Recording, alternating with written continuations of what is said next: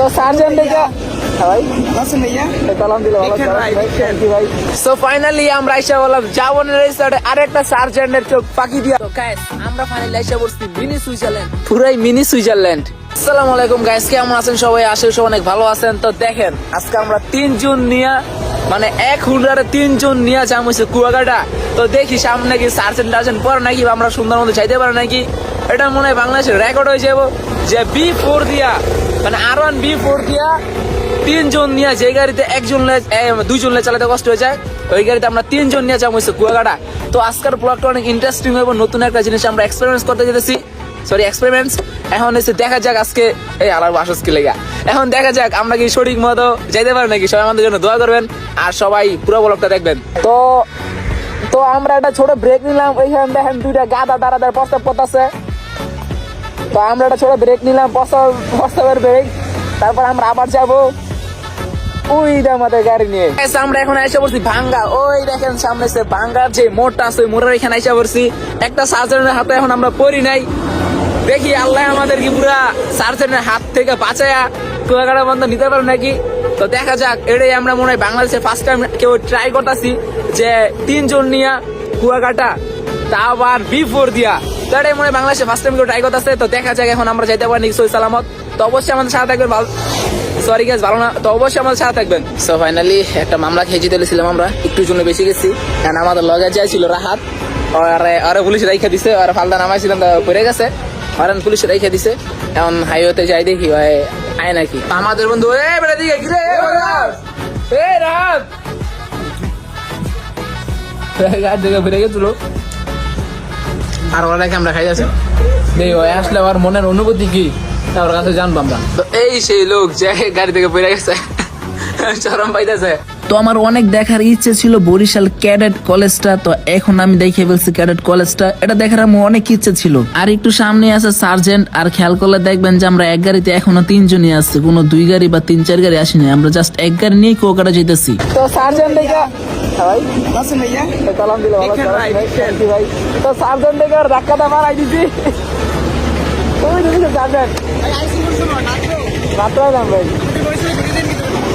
তো ফাইনালি আমরা বরিশাল পৌঁছে গেছি অনেক আগে। আমরা বরিশাল মেন শহরে ঢুকলাম।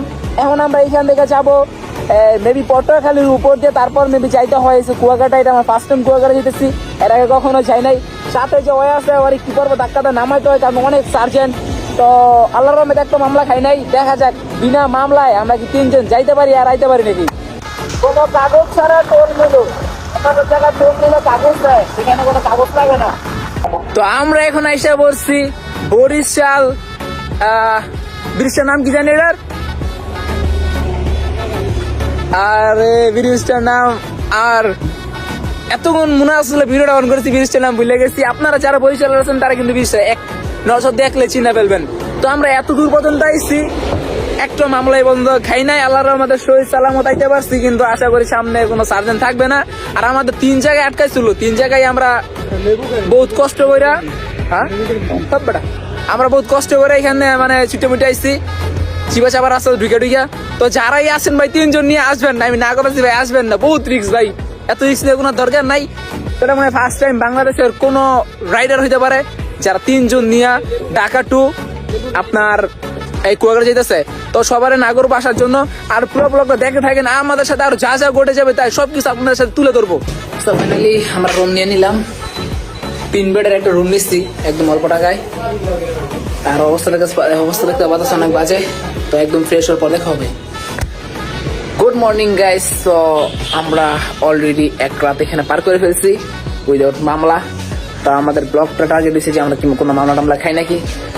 আর এখানে আছে রাহাত, নিচে আসছে ফারদিন এখন আবার বাইক বার করবো, দেন আবার চবা হয়েছে আমরা বিচের দিকে যাই দেখি কোনো পুলিশ বা কোনো সার্জেন্ট আছে আমাদেরকে ধরে নাকি। সো ফাইনালি আমরা আইসা বললাম জাবনের রেসার্টে আরেকটা সার্জেন্টের চোখ ফাঁকি দিয়া। তো এরকম কাম কেউ করেন না, আমরা অনেক মানে আমরা নিজে জানি অনেক রিস্ক নিতেছি। ওই হালার তো ওই 2 বার পরে গেছে, মানে যখন সার্জেন্ট দেখি ওরা লাত্তি হারাই দেয়। পরে ওরা এরকম একটা প্ল্যান করছি আমরা, যেমন ওরা আমরা চিনি না, ওর কাছ থেকে সব ব্যাগ ট্যাগ টাকা পয়সা সব আমরা নিয়ে নিচ্ছি। আর আমরা লিফট দিয়েছিলাম এরকম একটা প্ল্যান ট্যালেন করে ওরে পিছে বয়ে দিছি যখন এই সার্জেন্ট দেখি তখন লাত্তি মারা ফালাই দেয় এই যখন আমরা হাত ওরে লাত্তি মারা ফালাই দেয় দেন এসে আমরা বলি যে লিফট দিয়েছি এরকম এরকম বললে আমরা ভাই চেয়ে গেছি এরকম কাজ ভুলে করে না ভাই 3 জন লাগে গাড়ি চালানো অনেক রিস্ক এরকম কাজ ভুলে করে না এই যে এই সমুদ্র দেখার জন্য এত রিস্ক নিয়ে আইছি তো গাইস দেখেন কুয়াকাটা কত সুন্দর একটা ভিউ পিছে যে বান্দরা সাইড না দেখলে চলবো দেখেন এই যে কুয়াকাটা কত সুন্দর সুন্দর ভিউ আছে তো আমরা কুয়াকাটা এরকম এরকম জায়গায় যাবো সেই জায়গায় অনেক মানুষ যায়ও নাই দেখি হুন্ডা নিয়ে যাওয়া যায় নাকি তো আমাদের সাথেই থাকুন নতুন নতুন জায়গা দেখার জন্য এই কুয়াকাটায় অনেক সুন্দর সুন্দর জায়গা আছে আপনারা যদি পুরো কুয়াকাটা না ঘুরেন তাহলে আপনারা বুঝবেন না কত সুন্দর সুন্দর জায়গা আছে আর খেয়াল করলে দেখবেন আমরা কিন্তু স্টিল এখন এক গাড়িতে 3 জনই আছি তো গাইস আমরা এখন রুম চেক আউট করবো আমরা এখানে এই হোটেলটাতে এক রাত ছিলাম যার জন্য আমাদের টাকা দিতে হইছে 1200 টাকা তো ওই জায়গার কক্সবাজার থেকে এই জায়গার অনেক দাম কম কক্সবাজারে পার নাইট পরে 3300 4000 এরকম আর এটাতে একটা ভালো দেখতে পাচ্ছেন 3 বেডাল একটা রুম নিচ্ছি সাইডও মাথা সেট করো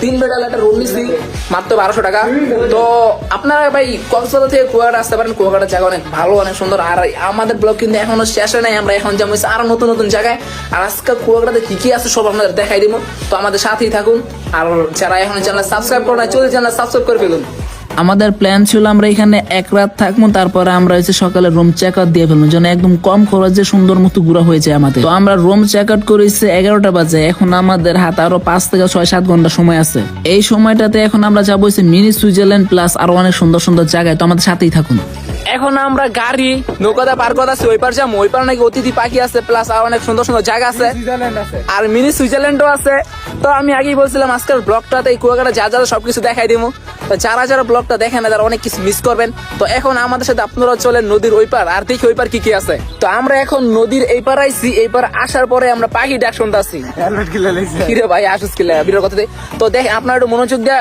শুনেন দেখেন পাখি ডাক আছে তো জানি না কারা শুনতে পারতেছেন তো এইটা হচ্ছে মনে করেন প্রকৃতির রিয়াল সুন্দর দেখেন গাইস কত সুন্দর একটা ভিউ পিছনে জানি না কি আমরা কত সুন্দর দেখা যাচ্ছে সমুদ্রের পাশে একটা মরা সরি সমুদ্রের পাশে একটা মরা গাছ এত সুন্দর একটা ওই হালার কথা বুঝতে গেছি এত সুন্দর একটা ভিউ যা বলার বাইরে এখন আমরা এখানে কিছু ফটোগ্রাফি করবো মানে পিকটিক তুলবো ওই কিছু লগে কিছু বান্দর বান্দর আছে পিকটিক তুলে দেবো তো একবার পরে দেখা হইব তো গাইস আমরা ফাইনালি এসে পড়ছি মিনি সুইজারল্যান্ড পিছনে দৃশ্যটা দেখেন পুরো সুইজারল্যান্ডের মতো কিন্তু লাগতেছে আর এইটাকে এলাকার বাসীর নাম দিচ্ছি মিনি সুইজারল্যান্ড হিসাবে তো আমাদের ব্লগটা অনেক বড় হয়ে যাচ্ছে এর জন্য এক চান্সে মনে করেন যে সবকিছু দেখানো সম্ভব না পিছনে অনেক সুন্দর সুন্দর জায়গা রেখে এসেছি বিশ্বাস করেন অনেক সুন্দর সুন্দর জায়গা যেগুলো হচ্ছে ব্লগে দেখাইতে পারতেছি না কারণ হচ্ছে এক্ষেত্রে গ্যালারি ফুল হয়ে গেছে মেমোরি ফুল হয়ে গেছে দুই হচ্ছে অনেক বড় হয়েছে ব্লগটা তো আমি যেতেছি মিনি ব্লগে আপনাদের অনেক কিছু দেখাইতে এখন যেমন সামনে দেখি ভালো কোনো কিছু থাকলে ওইগুলো আপনাদের দেখানোর চেষ্টা করবো আর দেখেন পিছনের একবার দৃশ্যটা মাশাআল্লাহ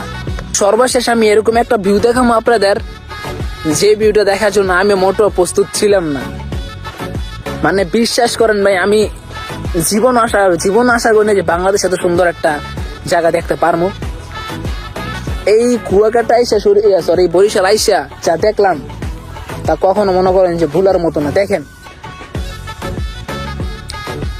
পিছনে দৃশ্য দেখেছেন পুরাই মিনি সুইজারল্যান্ড মানে এত সুন্দর দৃশ্য আমাদের বাংলাদেশে আছে আমরা এইগুলা রাইখে আমরা যাই দেশের বাইরে ঘুরতে দেশের বাইরে সুন্দর সুন্দর জায়গা দেখতে